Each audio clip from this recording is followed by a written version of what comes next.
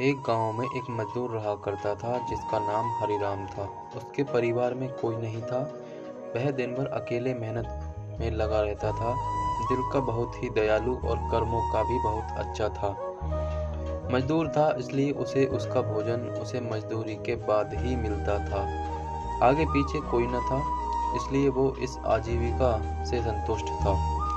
एक बार उसे एक छोटा सा बछड़ा मिल गया। उसने खुशी से उसे पाल लिया। उसने सोचा, आज तक वो अकेला था, लेकिन अब वो इस बछड़े को अपने बेटे के जैसे पालेगा। हरिराम का दिन उसके बछड़े के से ही शुरू होता और उसी पर खत्म होता। वो रात दिन उसकी सेवा करता और उसी से अपने मन की बात करता।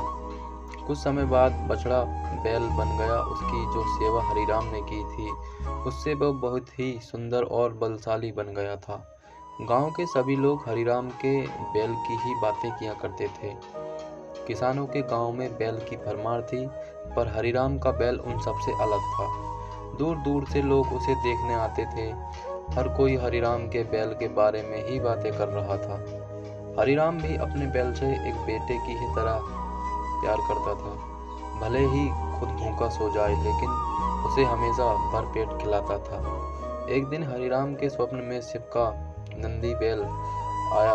उसने उससे कहा कि हरिराम, तुम एक निस्वार्थ सेवक हो।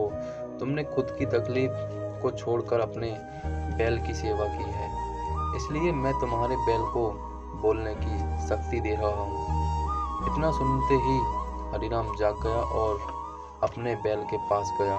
उसने बैल को सहलाया और मुस्कुराया कि भला एक बैल बोल कैसे सकता है। तभी अचानक आवाज आई, बाबा, आपने मेरा ध्यान एक पुत्र की तरह रखा है। मैं आपका आभारी हूँ और आपके लिए कुछ करना चाहता हूँ। यह सुनकर हरिराम घबरा गया। उसने खुद को संभाला और तुरंत ही बैल को गले लगाया। उसी समय से वह अपने बैल को नंदी कहकर पुकारने लगा। दिन भर काम करके आता और नंदी से बातें करता। गरीबी की मार बहुत थी।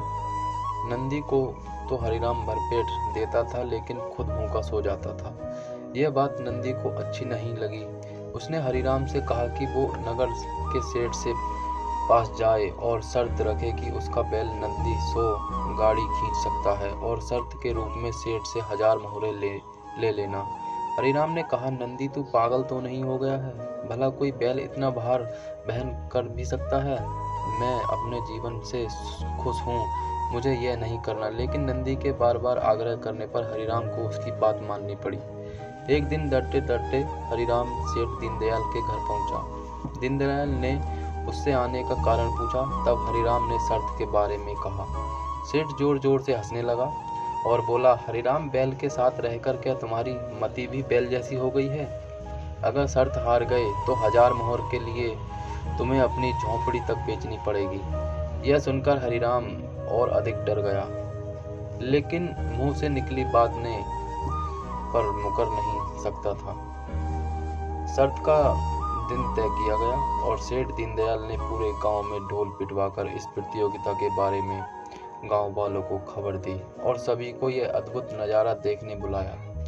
सभी खबर सुनने के बाद हरिराम का मजाक उड़ाने लगे और कहने लगे कि यह शर्त तो हरिराम ही हारेगा। यह सब सुनकर हरिराम को और अधिक डर लगने लगा और उससे नंदी से घृणा होने लगी। वो उसे कोसने लगा, बार बार उसे दोष देता और कहता कि कहाँ मैंने इस बैल को पाल लिया। मेरी अच्छी भली कट रही थी, इसके कारण सर की छत से भी जाऊंगा और लोगों की थू-थू होगी। वो अलग। अब हरिराम को नंदी बिल्कुल भी रास नहीं आ रहा था। वह दिन आ गया जिस दिन प्रतियोगिता होनी थी। 100 माल से भरी गाड़ियों के आगे नंदी को जोता गया और गाड़ी पर खुद हरिराम बैठा। सभी गांव वाले यह नज़ारा देख हंस रहे थे और हरिराम को बुरा भला कह रहे थे। हरिराम ने नंदी से कहा, देख, तेरे कारण मुझे कितना सुनना पड़ रहा है। मैंने तुझे बेटे जैसे पाला था और तूने मुझे सड़क पर लाने का काम किया। हरिराम के ऐसे घृणित शब्दों के कारण नंदी को गुस्सा आ गया और उसने ठान ली कि वो एक कदम भी आगे नहीं बढ़ाएगा। और इस तरह हरिराम शर्त हार गया। सभी ने उसका मजाक उड़ाया और उसे अपनी झोंपड़ी सेठ को देनी पड़ी। अब हरिराम नंदी के साथ मंदिर के बाहर पड़ा हुआ था और नंदी के सामने रो रो कर उसे कोस रहा था। उसकी बातें सुन नंदी को सहा नहीं गया और उसने कहा, बाबा हरिराम, यह सब तुम्हारे कारण हुआ। यह सुन हरिराम चौंक गया। उसने गुस्से में पूछा कि क्या किया मैंने? तुमने भांग खा रखी है क्या?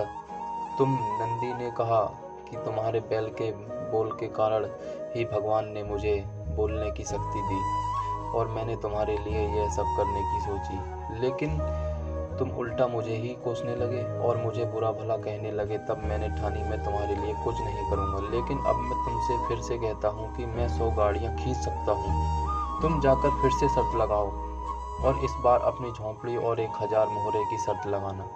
हरिराम वही करता है और फिर से शर्त के अनुसार 100 गाड़ियाँ तैयार कर उस पर नंदी को जोता जाता है और फिर से उस पर हरिराम बैठता है और प्यार से सहलाकर उसे गाड़ियाँ खींचने कहता है और इस बार नंदी यह कर दिखाता है, जिसे देख सब स्तब्ध रह जाते हैं और हरिराम शर्त जीत जाता है। सेठ दीनदयाल उसे उसकी झोंपड़ी और 1000 मोहरे देता है। तो दोस्तों, कहानी की शिक्षा। प्रेम के बोल कहानी से यही शिक्षा मिलती है कि जीवन में प्रेम से ही किसी को जीता जा सकता है। कहते हैं प्रेम के सामने ईश्वर भी झुक जाता है, इसलिए सभी को प्रेम के बोल ही बोलना चाहिए। प्रेम के बोल तो कैसी लगी यह कहानी आप सभी को हमें कमेंट में ज़रूर बताएं और आपने अभी तक चैनल सब्सक्राइब नहीं किया है तो सब्सक्राइब ज़रूर कर लें ऐसी ही वीडियो सुनने के लिए। तो तब तक के लिए नमस्कार दोस्तों, मिलते हैं अगली वीडियो में।